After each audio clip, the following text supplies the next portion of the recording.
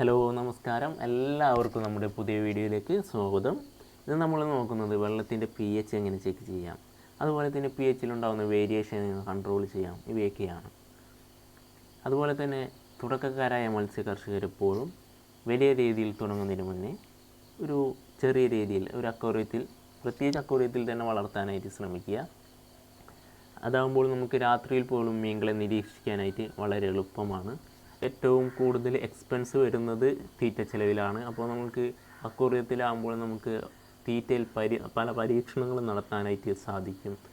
അതുപോലെ തന്നെ വെള്ളത്തിലെന്തെങ്കിലും കംപ്ലൈൻറ്റ് അങ്ങനെ പരീക്ഷണങ്ങൾ നടത്തുമ്പോൾ നമുക്ക് അത് വെള്ളം ചേഞ്ച് ചെയ്യാനായാലും എല്ലാം വളരെ എളുപ്പമാണ്. വലിയ രീതിയിൽ ചെയ്യുമ്പോൾ ഒരിക്കലും നമുക്ക് അങ്ങനെ പരീക്ഷണങ്ങൾ നടത്താനായിട്ട് അത്ര എളുപ്പമല്ല. അപ്പോൾ എല്ലാവരും ഏത് മീനെയാണോ വളർത്താൻ ഉദ്ദേശിക്കുന്നത് അതിനെ ഒരു അക്വേറിയത്തിൽ വാങ്ങിയിട്ടതിന് ശേഷം, അതിനെക്കുറിച്ച് പഠിച്ചതിന് ശേഷം വലിയ രീതിയിൽ തുടങ്ങുന്നതായിരിക്കും നല്ലത്. അപ്പോൾ അങ്ങനെ ചെയ്യാനായിട്ട് എല്ലാവരും ശ്രദ്ധിക്കുക. ഇനി എങ്ങനെ നമുക്ക് വെള്ളത്തിൻ്റെ പി എച്ച് ചെക്ക് ചെയ്യാമെന്നുള്ളത് നമുക്ക് നോക്കാം.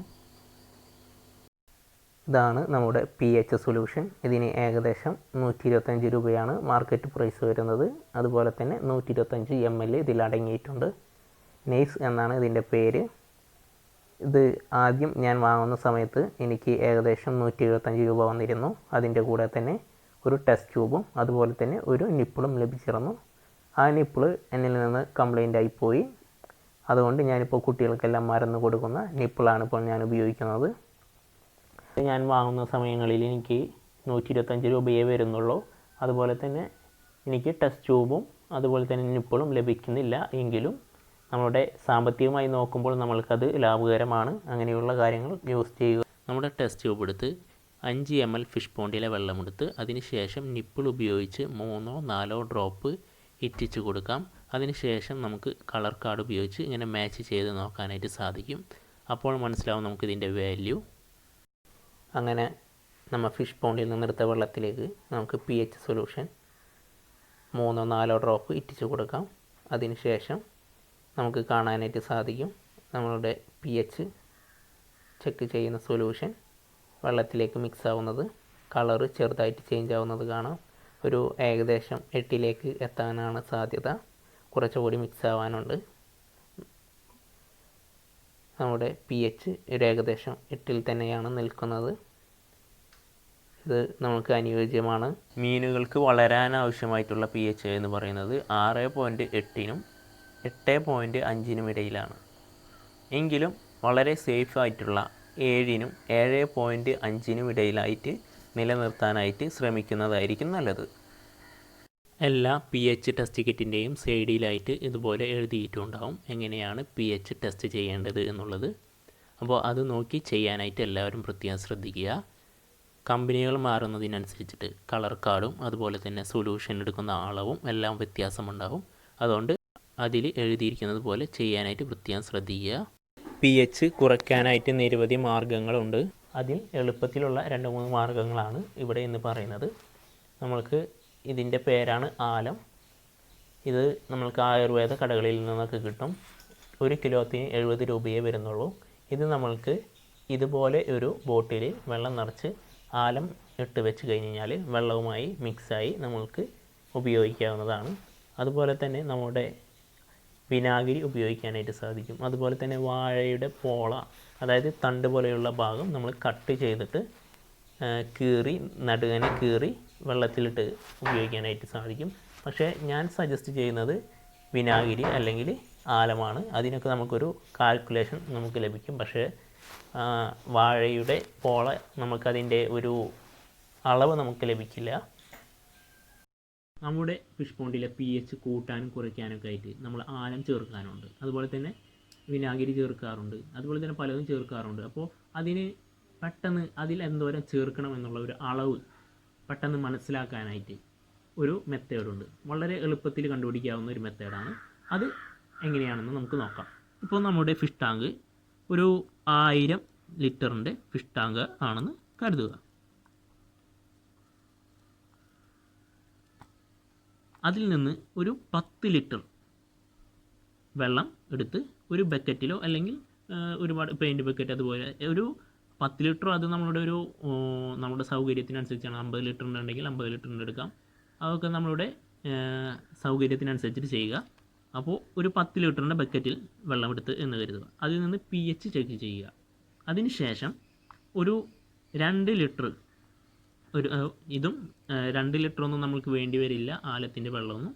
അത് ഒരു എക്സാമ്പിൾ പറയുന്നതേ 2 ലിറ്റർ ആലത്തിൻ്റെ വെള്ളം ഇതിലേക്ക് ഒഴിച്ചു കൊടുക്കുക. നമ്മൾക്ക് ആവശ്യമായിട്ടുള്ള pH 7 ഓർ 7.5 ഒക്കെയാണ്. നമ്മൾക്ക് ആവശ്യമായിട്ടുള്ള pH ഏതാണോ അത് ആവുന്നത് ഈ 2 ലിറ്റർ ആലത്തിൻ്റെ വെള്ളം ഒഴിച്ചപ്പോഴാണെന്ന് കരുതുക. കുറച്ചിശമാണ് ആഡ് ചെയ്ത് കൊടുക്കുന്നത്. ഒരു 2 ലിറ്റർ ഒന്നും വേണ്ടി വരില്ല. ഞാൻ ഒരു എക്സാമ്പിൾ പറഞ്ഞു എന്നുള്ളൂ, നമ്മൾക്ക് പെട്ടെന്ന് മനസ്സിലാവാനായിട്ട്.